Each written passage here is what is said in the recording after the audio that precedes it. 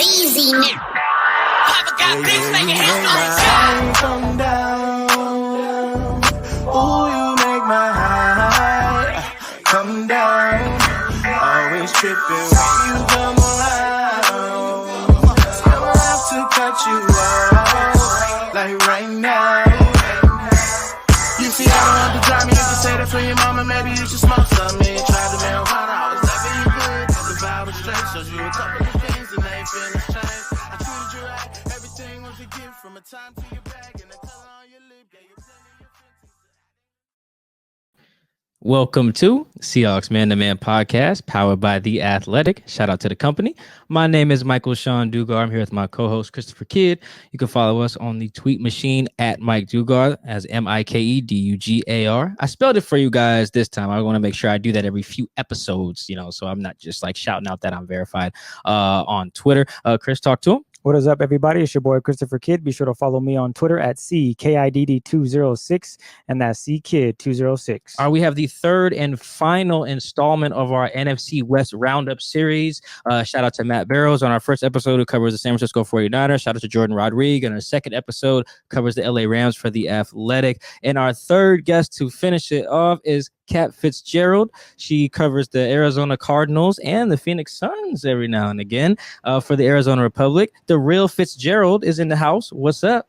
Hey guys, thanks for having me. Oh man, thank you for kicking it with us. Nice to see your face. We haven't had you on our video portion of the show yet, so it's very nice to see you. If you're listening on the audio versions right now, just stop. Go to our YouTube channel, Seahawks Man to Man, so you can see all of our beautiful faces. Are you ready to talk some Arizona Cardinals? I feel like no one has talked about them since the J.J. Watt signing. Which there was a lot to talk about right then. So, just got my good March Cardinals news out of my system, and now I've had a little time to readjust. So, yeah. I want to first, before we get into any players, I want to talk about like the arms race between head coaches in the NFC West with Sean McVay and Kliff Kingsbury. And I don't know how to title it necessarily, but I feel like it's who has the nicest / biggest house. Like, is that how I should characterize this? And I feel like Sean is winning since the draft. Where are you on this like tightly contested battle? So this is tough to me, and I think it'll be helpful when Pro Football Focus eventually adds in this really important statistic. But what stood out to me the most when kind of the first year when we saw both of these houses that looked maybe a little too much like each other, I think the grass to concrete ratio of Sean McVay's backyard is way off. Too much concrete, you want more grass in there, unless it's an environmental thing and he's trying to save water, which respect, but that wasn't my guess. It just felt like big, like concrete blocks everywhere and like a weird grid system. But Kliff's got a lot more like that green grass in Arizona. That's when you know you're important. I just have gravel at my apartment, so like certainly can't relate. But I think that's where Kliff holds the slight edge there. Mountains, beach views, both really nice. So I think you really got to look at the backyard setup. This is just such I love the peek into like how weird the NFC West coaches seem to be. Like they are pretty unique. Like I think we've seen 2 of the 4 of them with their shirts off in the last like few years. And I think we're 3 out of 4. Who did Kliff take his off too? Or maybe I just felt that. I'm not sure. It's at least half, so that's a lot. Yeah, I mean that's more than any other division. I'm pretty sure. I mean, Dan Campbell of the Lions is probably going to show up to a press conference shirtless at some point. I mean, he's that type of wacky dude. But yeah, Pete took his shirt off before they took DK, and then Sean took his off this last draft and hopped into his pool. Is that what that was? As one does. And yeah, for Campbell, I think that's probably not going to be till December, and it's going to be like I'm a tough guy with my shirt off in Detroit in December versus these guys are just kind of like, it's just based off vibes alone. There's no football reason behind it, which, to each their own. Yeah, no, I don't knock it. I mean, me and Chris were playing basketball together yesterday. We both he had his shirt off. I had mine. Shockingly, I had mine on. Mike is always with his shirt off. You know now. This was surprising. I was shocked that I was the first one because this man don't ever wear a shirt. Okay. All right. Next. Coach. If they need to step in, he's ready. Yeah, that's cool. We could be NFC West coaches with our shirt behavior or lack of a shirt. All right, let's get into a little football now here. On a scale of 1 to Russell Wilson on a stretcher, how afraid should Seahawk fans be of 50-year-old JJ Watt lining up opposite Chandler Jones in 2021? Oh, a fascinating scale. In that I don't know where the numbers go for it, but I think that's kind of the big question is what can JJ Watt and Chandler Jones do, both a little older, but both healthy?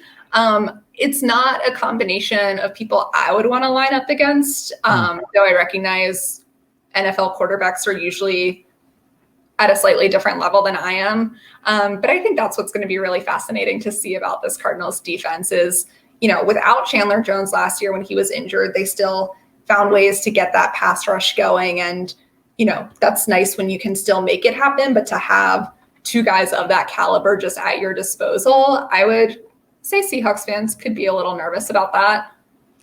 What version of, because from afar, it looks like based on some of these moves, the Arizona Cardinals, like Steve Keim and Kliff Kingsbury, don't really know what year it is. Like you can assume that they don't. So what version of JJ Watt do the Cardinals think they're getting? So first of all, to me, I found that, again, really refreshing where as someone who turns 30 this year, I was like, okay, there's life after 30. Like the Cardinals are proving it to the world. They signed 3 guys, all like 31, 32, 33 within this span. So, I think there is kind of that balance of we want this veteran leadership, but at what cost on the field? But I don't think they believe there's going to be a drop off. We haven't really seen much of JJ Watt yet. The Cardinals mini camp's coming up, but he was out there getting reps in on offense. So I think he's got that energy. The chance to start somewhere over, I think is going to recharge him in a bunch of ways. And, I think a lot of that will be a bigger factor than just kind of when you see guys age on a piece of paper. Do you think he could be a double-digit sack guy at his age? I think he could, but it's also going to depend on how they spread it out across this defense. So I think it's helpful that neither him nor Chandler have to be the guy when they can kind of go between each other. And, across the defense as well. Thoughts and prayers to Russell Wilson. That's not, no matter how old those guys are, that's just still not a great combo, though. I do think it's funny that they've got probably the 2 best pass rushers from the 2011 and 2012 drafts. Insane. In 2021, though, like what year they think it is. Speaking of acquiring older guys from other drafts, let's talk about AJ Green for a little bit. I made fun of the Arizona Cardinals tweet from their official account, like saying, who are you going to double team when they have D-Hop and AJ Green? And I was like, wait, hold on.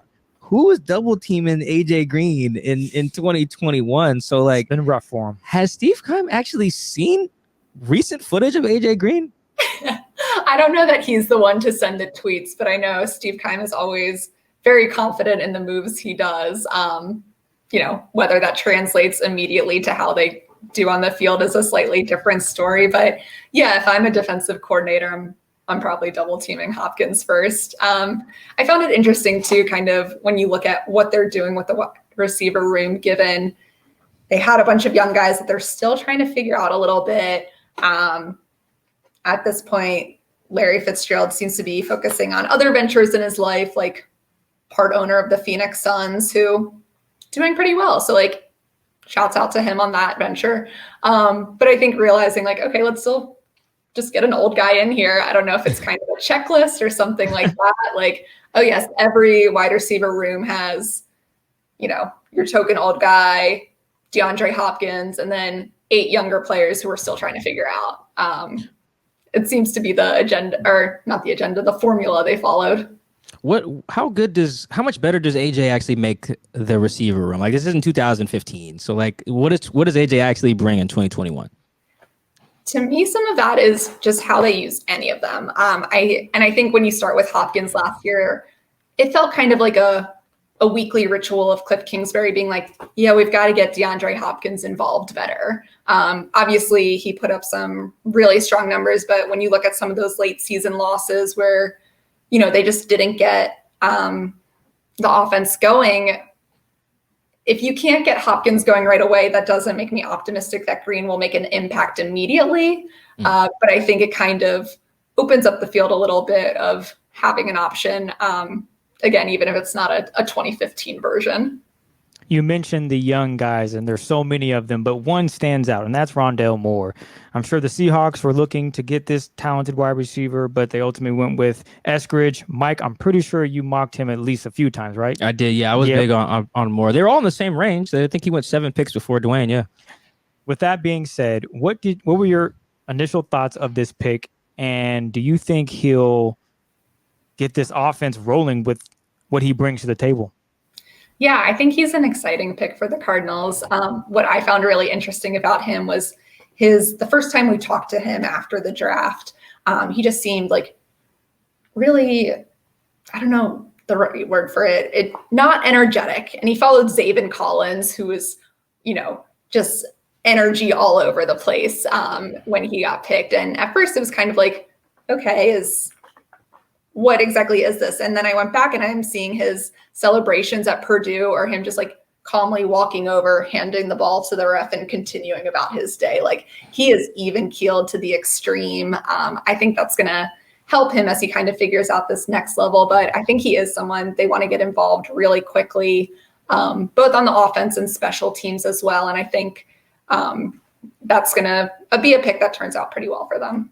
Okay. I want to stick with the wide receiver room because another guy that's under the radar, but he's poking his head up. He's sprouting up. He's showing some skill. Is Christian Kirk.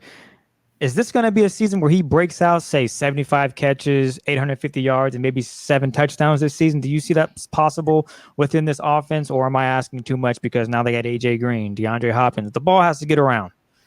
I do love that visual of him like a little plant just finally breaking through. What stands out to me always, and I think I've said this before when I've talked to you guys, is just his relationship with Kyler Murray. I think that goes so far, having that overlap in college. There were times, particularly Kyler's rookie season, where it almost seemed he would kind of force it to Christian Kirk. And I think that comes from that really deep trust of, here's a guy I know what he can do. And, if stuff's collapsing, I'm going to get it to him. Last year, there was a little less need for that when you've got a Hopkins, and, Larry Fitzgerald has been that security blanket for Kyler too. But I think that's something that's always notable about me to Christian Kirk is, he's had some really big games, big moments, hasn't totally hit the level that he and the team want him to get to. But I think just that comfort level with Kyler, that's always going to serve him really well. You mentioned Larry Fitzgerald, so I might as well ask, have you heard anything? Is he coming back? Is he done? What's the latest with Larry? I think what we're seeing is like everyone in real time witnessing an Irish exit where like he's not telling us he's leaving, but all of a sudden like the bar is closed and Larry's been gone for an hour. I think that's something we missed doing during the pandemic.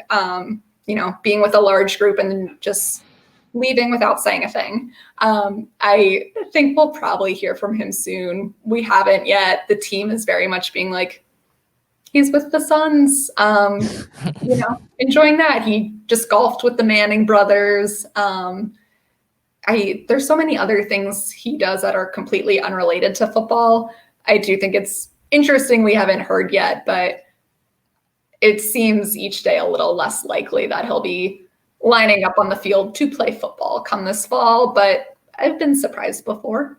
Oh man, end of an era there. If any, I don't really think you can do like a farewell tour in football. It's just kind of weird. There's not like he deserves it though. Yeah, like if I was to name the players who I think that like, I don't know if maybe Drew Brees. I don't know. After the anthem thing, I'm like I'm done with Drew Brees. Hell no. Larry is definitely a guy like I would stand up in applause after his final catch at like CenturyLink Field. I would give him like his flowers, man. He would hate that though. And so I think that's never been the option for him. If he's coming back, we'll do the same song and dance next year of, is this the last one? And he will tell us, which I don't think that's his favorite tradition of starting to hear in October about whether or not he'll retire. But yeah, if it ends up that he's done, I won't be surprised that he went out without that farewell tour. Even like you said, if people would have been down with it. Ooh, the running back room. It's interesting this year. You guys lose Kenyon Drake, who played pretty well, right? I would say so. But you guys add James Conner. James Conner from, the Steelers. He's definitely a bell horse. He can definitely get it going health-wise. We hope he stays healthy because that's something that I think has hurt him over the past few seasons. Injuries keeping him off the field. Can you talk about that acquisition and what he might bring to this offense in the run game? Yeah, I think the run game for the Cardinals is always so interesting to me because, again, a large bulk of it can be Kyler Murray at any point. But as far as running backs, having James Conner, bringing him in with Chase Edmonds, who it seems like that's who they're going to have as their primary back. First of all, having that back and forth, I think that's can open up stuff for them again if, like you said, Connor's healthy. Kind of hard to judge a little bit on that just based off last few seasons, but I think it worked out well for them as far as what they did after, Drake's in Vegas now. Sin City. Drake's in Vegas sounds like an album. Low key, I was like, yo, that's kind of fire. Drake's in Vegas. He's welcome to use it for marketing. I accept those, and it doesn't have to be too outrageous, but happy to copyright that if it helps. But yeah, I think with him out and then figuring out how to, bolster the room around Chase Edmonds, I'm really interested in this move too. From afar, it seems like the Kliff and Kyler experiment is like below expectations. Like, I don't think it's not bad. Look at some of their numbers from last year. They were like 19th in offensive DVOA, 14th, I think, in like EPA per play, which is like, that's fine. Like, I thought like getting Kliff, getting Kyler, adding D-Hop, I expected more. I think through 6 or 7 weeks, they were like the number 1 offense in the league or number 2 behind Seattle or something like that. So they have the potential. Just why do you think it's not going as well as we kind of all thought it would go? Yeah, and they kind of, I don't want to say set themselves up for failure, but they went to 6-3 and were so exciting that everyone was like, it worked, it's great. I'm booking my flight from Arizona to Tampa if I'm a fan here. But then all of a sudden, to finish 8-8 after going 6-3, it is kind of like, all right, what's happening here? They make it hard to break down sometimes in the sense of like, okay, they're so exciting in these moments, but then other times just, what are you doing? I think there's been some play calling that's a little head scratching from time to time. Obviously super late in the year, the injuries for Murray, but they are so dynamic, just kind of figuring out how to keep that going and sustain it. Something really interesting to me looking back at last season is, the Hail Murray was, I would say, the most exciting play of the year. I think so. Definitely up there. But that kind of kept them from, I want to say, a 5-game losing streak. Like, they were 1-4 over that stretch and just won that game because of a crazy play that is so exciting. They're going to replay that over and over, but how do you now get yourself where you're not in that position that you need that to happen? Mm-hmm. I think that's their big thing this year. I do think obviously every team was affected last year by having that weird off season, but to have a head coach, a quarterback in their second year going into it with less time on task, probably a bigger difference in teams with more veteran guys in there, which is not an excuse, but more now that we're past the rookie season, past a weird pandemic year, what happens in year 3? Because they are so exciting at times, but then, other times it's like weird screens and you're like, is that the best option with Hopkins, with Murray, with this team that you have? That's what we're doing here? Yeah, I think, trying to find ways to make sure you don't need fourth quarter magic to win games like every season for the Seahawks, to be honest. Like, that's been like that for 3 years. Russell's been saving their ass, or in the fourth quarter, like his whole career damn near. Yeah, I am talking to the experts here on that. Because Pete Carroll would have took that game, even if they were trashed that game, and you got a Hail Mary, he'd be like, can you win the game in the third quarter?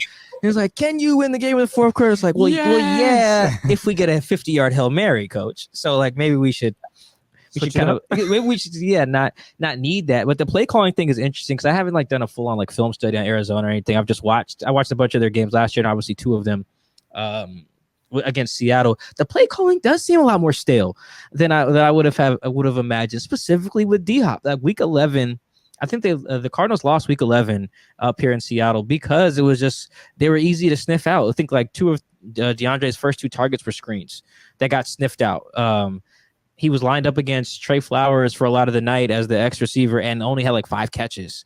And it's like from what we know about DeAndre Hopkins and what we know about Trey Flowers, with all due respect, DeAndre should have more than 5 catches for 55 yards. It's a fact. I know Trey wants to hold him more, or fewer, but just not how it goes. Like, why do you think that particular specific aspect has been lacking when like you have a quarterback like Kyler and you have a guy like Diop who is also a good route runner on top of being like freakishly good at catching the ball?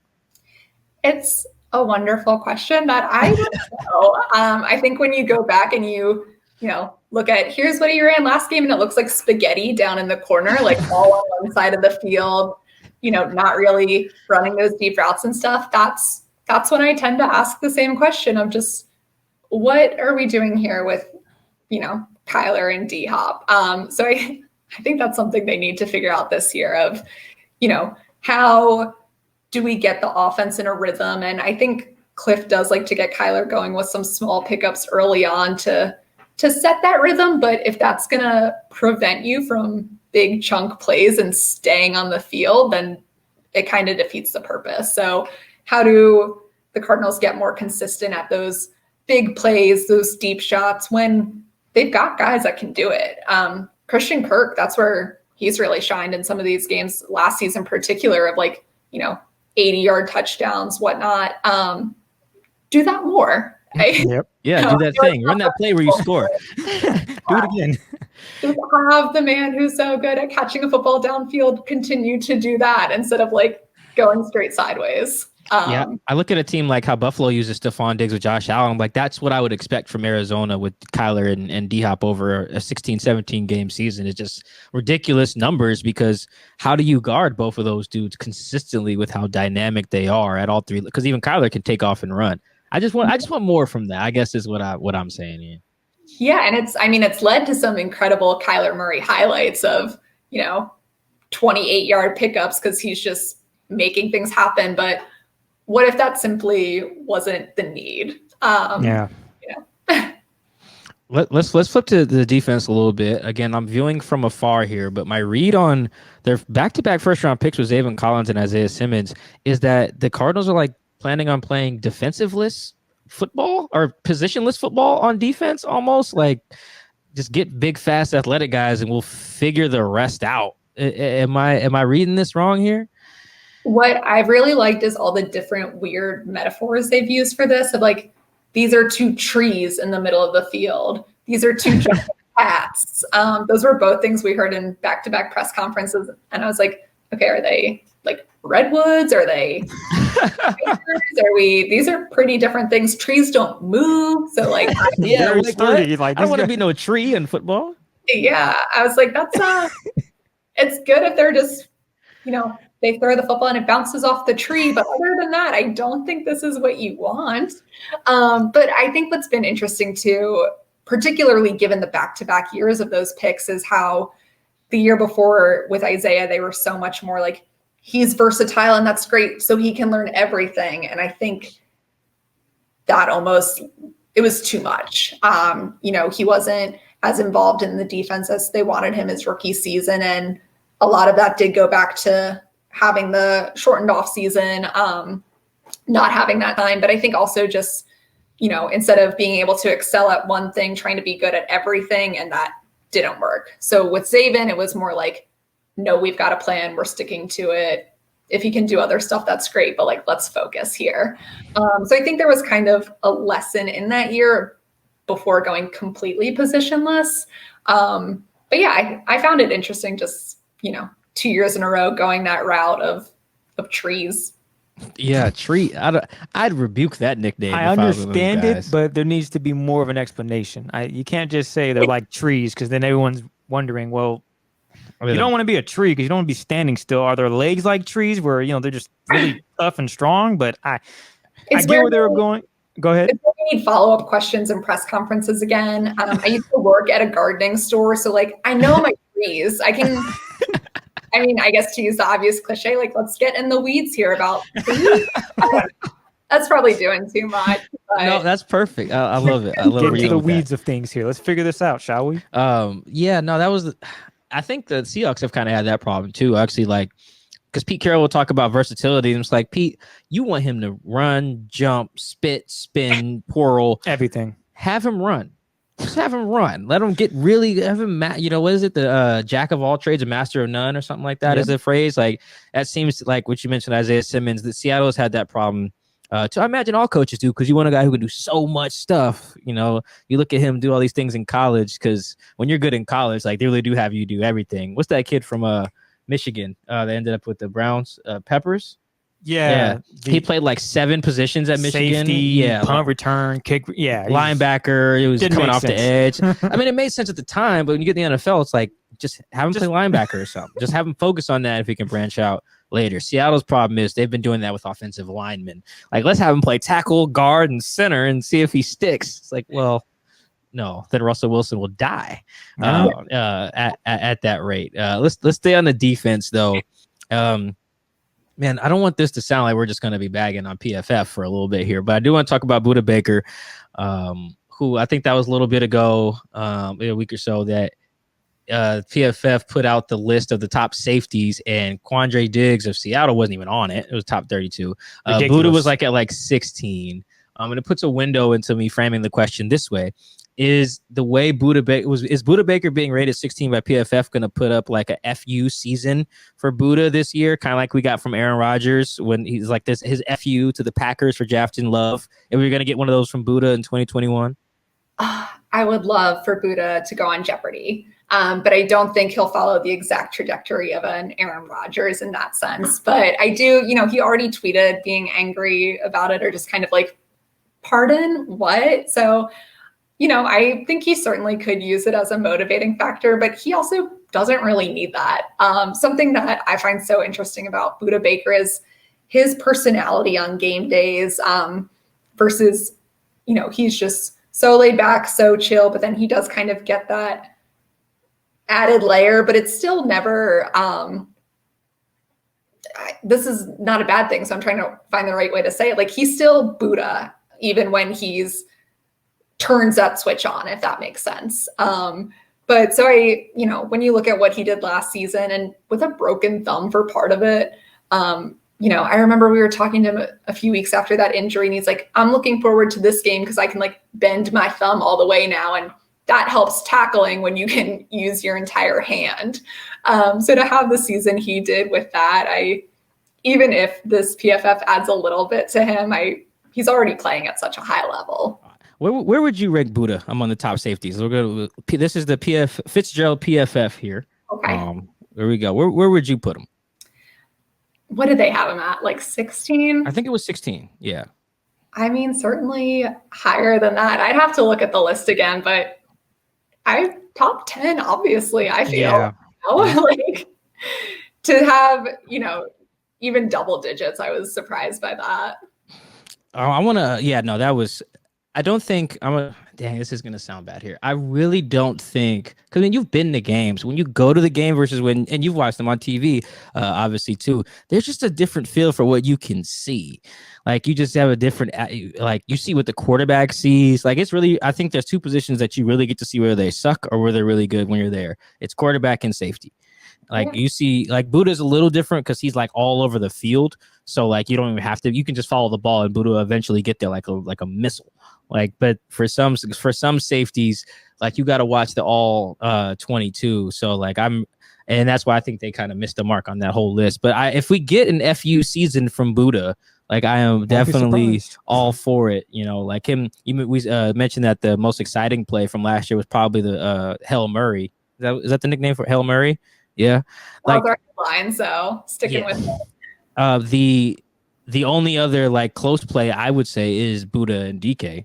as the what would you have? 'Cause, anything other than those two That's definitely up there. as the top? That's We got to be missing something. Those are those the best plays from the year? Fascinating that again the 8-8 Cardinals provided the two most dynamic plays of the season. But yeah, kind of what you were saying too with Buddha. I've gone back and watched sometimes, and I'm like, did I blink because he was on the field and all of a sudden he's here? Like, I played backyard football a lot growing up, and they had those trick plays where like a guy would go underground and show up somewhere else, and I does that. Where it's that speed is just, he's transporting himself. He's above science at this point.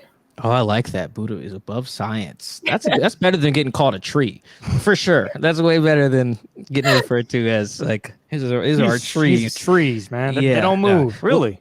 Well, Seattle's got this unique relationship with Buddha, obviously with him being from here. But then like the Seattle fans really want, and then playing for the Huskies, but we don't need to mention that much. Him, being drafted. What, right after Malik McDowell, before Malik McDowell? In that range, for what sure. What pick was Buddha? That was right before I started covering the Cardinals, but I'll look right here. Let's check that out, because there's just like this pain associated with watching him perform against the hometown team, just because he was like a hometown guy and then like drafted right before, or let's see. Oh, he was one pick after Malik McDowell, who never played for the Seahawks ever. Not even a snap. Nope. Didn't even make it to training camp. Never even put pads on. Broke his face, man. So he broke his face on an ATV. That is unfortunate. When you could have had Buddha, who breaks other people's face. He broke an arm, actually. Yeah, he did break Chris CJ Carson's hip and CJ Process's arm. Just a violent human being. But hey, you get paid to do that. I think play was one of the ones where I was like, just 15 yards. Yeah. In 1 second. And don't forget, he ran track, so he got the speed. Yeah, really good at ping pong too. Just a multi-talented athlete. Yeah, so he's the Forrest Gump of the team. He's out there beating everybody. That's it. Yeah, I think I like the above science more than the Gump. Well, we might as well just we can leave that in there. I just want this to. If Buddha's lurking the internet looking for how people feel about him, like I think he's nice. I think he's better than 16. Like I think we can all agree that on this show, that's where we're at here. Staying in the secondary though, if I had to list the needs for Arizona entering the offseason, cornerback would have probably been very high, if not number one, depending on how you feel about like the O-line. But I thought had some good pieces. I don't understand you have like that as the need, and you bring me back Malcolm Butler. Like I feel like I need more if I'm gonna like fix my cornerback room. No. Yeah, I think it's kind of on the theme before of like, okay, is this going to work, or is this you're pulling in someone based off a few years ago? Romanticizing the past as a theme here. Yes. Yeah. And I think too, especially when you look at the draft, and they did eventually trade up to snag Marco Wilson. They got Tay Allen, who just a really nice story too. But I agree that kind of heading into all of this, it was like, all right, they've got to do something at cornerback, especially, solving even with Patrick Peterson the last couple of years between injuries, between the suspension, between starting Byron Murphy so early, they were always depth at cornerback has kind of plagued them for a while. So I don't think it was, it was on everyone's mind of what are they going to do to address the cornerback room, and they went Malcolm Butler. So let's see what he does there.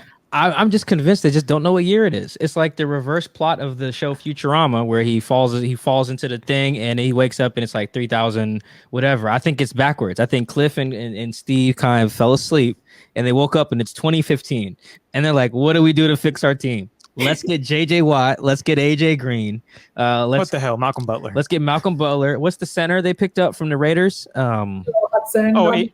Rodney Hudson. Oh, yeah. Yeah. Let's get Rodney. Let's just get all these guys who were great, and then they're in there drinking beers at Kliff's nice house, throwing the middle finger on FaceTime to Sean McVay, and Sean's like, "Guys, what year do you guys think this is right now?" It's very strange. You would think it was 6 years. Yeah, it's just so strange. You would think that this is kind of the strategy you see from a team that's like Like I would expect the Chiefs to fill holes with older guys because like we're trying to win right now. We'll use whatever they got left. Whoever these old guys are, we'll leave whatever they got left in the tank. I don't mean to call these guys who are 31 old. Football term, we get it. Yeah, like you get the gist. It's just so very strange for these guys to. If this is 2015, I said the Cardinals are going to go 17-0. You know, I don't know what they're going to do in 2021. To be fair, I was on the Malcolm Butler train. I thought the Seahawks should take a look at him. Mike was like, "What is wrong with you?" I was like, "Well, he's not. We don't know if he's washed, but at the same time, he might be able to have something left. You know, you bring in Quentin Dunbar. He had a lot of drama going on. Injuries plagued him. If Malcolm Butler can stay healthy, it might be a successful move for the Cardinals. Just throwing it out there for you, Catherine. That's all." Yeah, all the 2015 stuff being said, let's see what he does for sure. I think what's kind of interesting with that is, any of those one at a time, you're like, all right, he's a little older. Let's see what happens. But when you do have multiple at once, it's kind of like, all right, was this the full strategy here? They have talked about trying to do stuff really quickly with Kyler on that rookie contract of just like, let's get stuff done right now. But, figuring out were these the moves to make that happen? I don't know. It's an interesting team right now for sure. Just when it changed so much over the offseason with all these older guys. Let's get we got to get a Coug question in here. We've actually, have we got a Coug question in all of our? Well, we started with Matt, so yeah. Okay, that's the start. So we'll double down here. Here we go. Okay, here we go. Let's talk about our boy Jalen Thompson, Wazoo guy, supplemental draft guy, which is rare. I don't even really know how to explain the supplemental draft. Just know he's in the league. What can we expect as proud WSU alums from our boy playing safety next to that guy who went to the school where they wear purple in 2021? I think it's always good to check in on alumni to network this way. I'm trying to remember all of kind of his injury trajectory last season. Yeah, it wasn't. I think he got hurt here, honestly. Well, I think that was a re-injury after like the second play of the season or something like that, where it was kind of up and down in that sense. But I think, he's definitely picked up a bunch. And especially when you look at the story in that sense of like, supplemental draft, something everyone here is an absolute expert in and can talk a lot about what's he doing now. I think that part of it's really cool. And, just keeping him healthy will be the big thing as far as that next step. One more thing on before we're gonna get you a prediction. We'll put you on the spot here in a little bit. But you mentioned them trying to get this thing done while Kyler Murray is still relatively cheap. I mean, first round picks are never really super cheap, but I get the gist. Is there pressure on the organization, on Kyler, on Kliff to get something done? Like, can they afford to miss the playoffs in 3 straight years with Kliff and with Kyler? Oh, I don't think they can afford to miss the playoffs.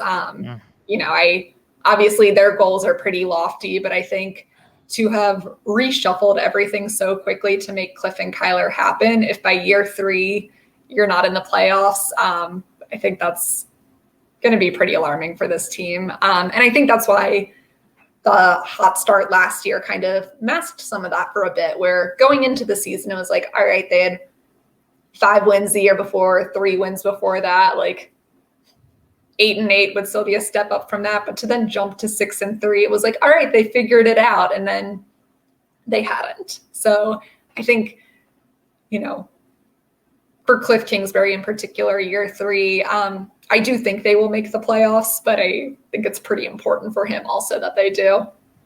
Mike did warn you. We're going to put you on the spot here. The NFC West is arguably the best division in football. I think it is. I'm sure Mike agrees that it is. Kat, where do you stand? I would agree too. And the most chaotic, which I love. With that being said, I want you to rank from 4 all the way down to 1, worst to best, in this division. This will be fun. Yeah, go ahead. I also dread predictions, and the NFC West is so weird that like it's hard to distill any of that. But someone has to be a loser. Yeah, I don't think it's going to be a huge shakeup from last year. Okay, and I'll go through them in order in a second. But I might just flip the Rams and Cardinals. So I think I'll go 4 49ers, which is really nice to say. Okay. 3 Rams. Wow. 2 Cardinals, 1 Seahawks. Okay. I'm just Hey, there you is the right answer on this show. I like that because Matt, he actually had the Cardinals 4, the Rams 3, the Seahawks 2, and then he went with his Niners number 1. I like you, Kat. You didn't take your team as number 1. You opted. You said, you know what? I see what the Seahawks are doing. I'll show a little love. We appreciate that. Again, the NFC West, if it was completely different tomorrow, I'd be like, that's fine too. There's, if you ask me every day until the start of the season, I don't know how often I would say the same thing. But I do think the Cardinals are going to be better than last year. But there's so many different factors of like all of this needs to work out for any team to stay competitive in this division. Yeah, and when having 17, I mean, it's just one more game, but like one more game still feels like a lot when you're talking about like health and depth. You know, like I think that's we're going to learn a lot about that in 2021 and like how that changes things, especially I think in positions where guys don't come off the field, like corner and safety and then O-line, like those guys never come off. So it's hard to like really get depth there because you give your first team guys so many reps and life can be hell when you lose them. I think the team, this is such a cop out, and like my answer will change on the NFC West as we go forward too. But I don't think it's a stretch to say that the team that stays the healthiest probably wins the division. It doesn't really matter who it is, to be quite honest. Like if you're the team, if your quarterback stays healthy and your left tackle stays healthy and your defensive captain stays healthy, you're in good position. You're probably going to win the division. Like I don't know how all 4 teams get through all of that, get through 17 games with their quarterback, their defensive captain, and their starting left tackle all year. Like I just think would that be a war of attrition? Is that how that phrase works? Yep. I don't know the words. Yeah, like I feel like that can decide this division just as much as which coach is the best, which defense is the best, and which offense puts as much points. If you got healthy bodies by week 18, they're good. You probably got a shot. You just got to keep rolling. That's good to go. And I will say maybe some of mine is informed on I started covering the Cardinals this season. They were 3-13, and I watched them play the Niners where it was 5-3 at halftime. So I feel like I just have lingering trust issues from that, even though that was obviously an outlier. But yeah, I think the only guarantee is it's going to be weird. Which is, comforting in that sense, at least. 5-3. You sure you weren't watching the Giants versus the Diamondbacks? Yeah, I was definitely getting baseball. Hell yeah, baseball game broke out today. So, at least we had that going for us. I'm gonna plug. I usually plug something for every writer if we can, but I just want to plug your Twitter for a second because I mean it legitimately is one of my favorites. Just taking idioms and applying them to sports, quoting Kyler Murray out of context, but in like a fun way, not like a I hate the media way that we get the bad rap for. I want you to plug your Twitter real quick. What's your @ name so everyone can go follow you? Yeah, it's @KFitz134. And Kyler gives us gems every week in press conferences. So I just like to throw them out there sometimes of food is good. Something like that, where it's like, yeah, Kyler, I absolutely agree. Like he said it. He's right. Like what you said about Rondale Moore kind of being like even keeled. And I feel like Kyler is very similar. Just like you can't tell if someone stole Kyler's bike or if he just won the lottery. It's like the same all the time. Like the quote, like making him entertaining in that way with the quotes is like a very like subtle art. I think it's very hard. Some of these quarterbacks are so bland. If you can spice them up without like, I don't know, editorializing, that's a gift. You got a gift there. I appreciate it. I think he delivers his best content when he's playing video games. So like when he's competitive, that's when it really comes out. But happy to chronicle it in real time during press conferences too. Well, what you got to do is you got to interview him while he's like on Twitch or something like that. Like that'd be fun. Is he a Warzone guy? Is that his game? I think so. I asked a bunch of guys about it last year, and he is very good at all video games, but I think that's the one he plays the most. We might have to set up a Madden game. What's up, Kyler? You running from the smoke, man? I'm pretty nice. These guys don't really play. They're all in the Warzone and stuff. No, she said video games. Had an MVP when they did the weird Pro Bowl this year. See? Oh, was he? Yeah. You watched the Pro Bowl this year? No, but I had one. Make it very clear. I did not, but Yeah, no. Once they said virtual Pro Bowl, I was like, man, you guys was having a hard time getting my attention when it was in person. yeah. You put that thing online, it's like I'm gonna go outside and watch the grass grow before I watch. See if any big trees sprout, huh? Yeah, exactly. Sean McVay's house and watch the grass grow where it can because he made his backyard so weird. Yes. Oh, I love how it just came full circle like that. That is Kat Fitzgerald, the real Fitzgerald, joining us on the Seahawks Man to Man podcast. Make sure you go check out her work at Arizona Republic. She does great stuff. Make sure you follow her though. Just please do. You're gonna love it. I swear.